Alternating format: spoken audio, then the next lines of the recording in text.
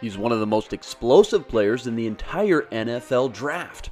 With 17 touchdowns in 2016 and over 1,100 yards, John Ross came back from his 2015 season-ending knee injury with a vengeance, showing the entire country just how dangerous he can be when healthy. But proving scouts and team doctors his durability is not a concern isn't the only thing Ross has to overcome to prove he's worth a top 10 pick. Let's jump to the tape so I can show you what I mean.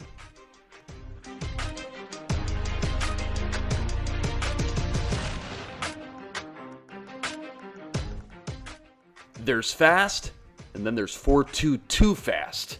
Yeah, that's John Ross. Even when they know it's coming, Ross consistently surprised secondaries with his vertical speed up and over the top of defenses, helping him average 15.2 yards per catch during his career. Ross showed a good first step at the line of scrimmage, helping him consistently get a clean release and get into his second and third gear quickly, something we'll get into more in just a minute.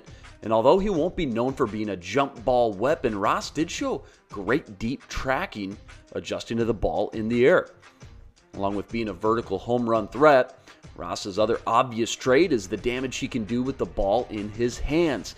With that electric speed, Ross is a home run threat on every play, including handoffs, reverses, and of course, special teams, where he scored 4 touchdowns over 3 seasons with the Huskies. As you could argue, the second best return man of the class, just behind Michigan's Jabril Peppers.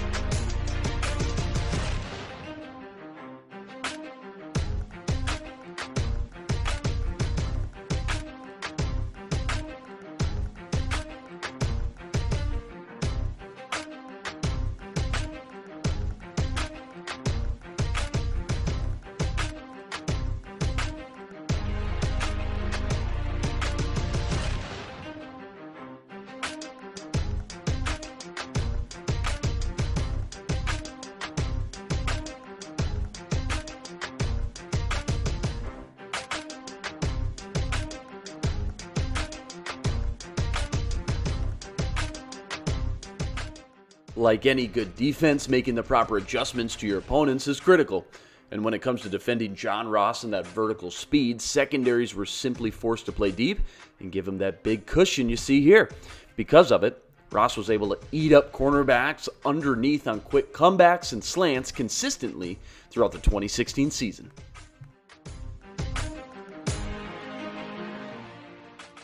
Ross has incredible short area quickness as well, making him seem almost uncoverable when given a clean release off the line of scrimmage. And while he doesn't have the preciseness in his route running quite yet, I can't help but see the similarities to Pro Bowl Oakland Raider receiver Amari Cooper regarding Ross's explosion in and out of his breaks.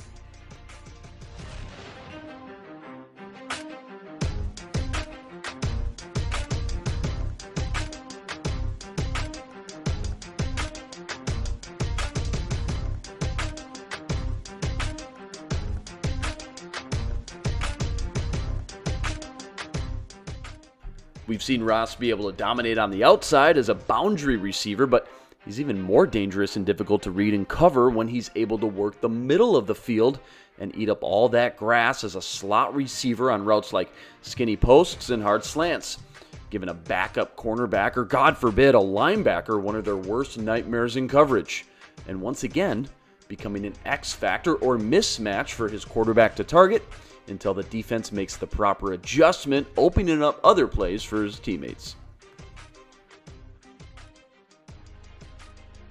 So what's his weakness? Well, multiple knee surgeries on a 5'11", 185-pound speedster. He's getting physical with them. I watched every game of his 2016 season. I didn't see one bad game from Ross until I got all the way to week 13. Yeah, the second to last game of the season versus the University of Colorado. Cornerbacks Chidobe Awuzie and Akello Witherspoon, 2 names if you don't know, you should get to know now. It's 2 of the more underrated cornerbacks of this draft. They got physical with Ross right away in the game, even taking some PI penalties for it, but it worked. Ross wasn't used to being pressed at the line of scrimmage, looked uncomfortable out of his routes, failing to haul in numerous catchable passes into his frame. dropping 5 routine balls by night's end. Ross couldn't be stopped completely, though, as eventually he did make the highlight reel in that game with this outstanding one-handed catch and run for a touchdown. Colorado held Ross to just 4 catches for 51 yards, though, and gave us the blueprint on how to slow Ross down. If I'm a defensive coordinator after watching that tape, I'm doing everything I can to get Ross uncomfortable early in the game with aggressiveness and physicality, both at the line of scrimmage and at the point of contact with the pass.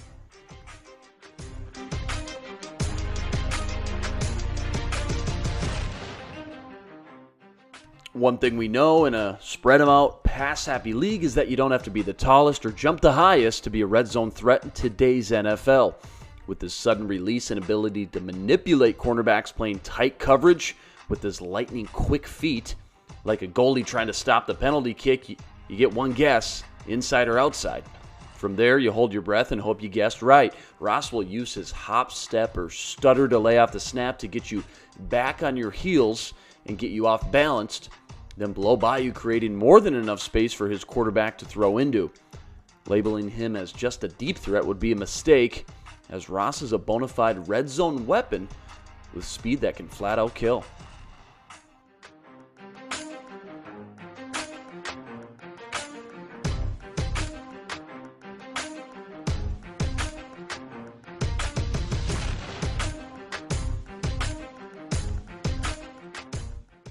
It's not always about connecting on the deep ball. As we all know, big chunks of yards can be attained without completing a pass.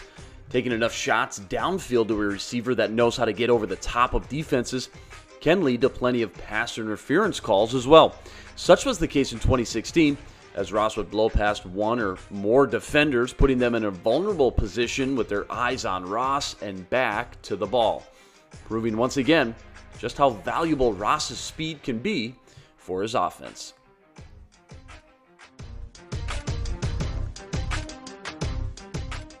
So what's the final verdict between the plays on the tape and the 4.22 speed on the watch? Ross really is the most explosive player in the entire draft. While similar in playing style and traits, I think he's far better than Corey Coleman was coming out of last year, who went 15th overall. If the medicals check out, he'd be the first receiver off the board in the first 10 picks, but with surgeries on both knees before even playing a snap in the NFL, teams are going to find it tough to outweigh the risk for the reward. Still is the best deep ball playmaker of the class and game-changing speed you just can't find.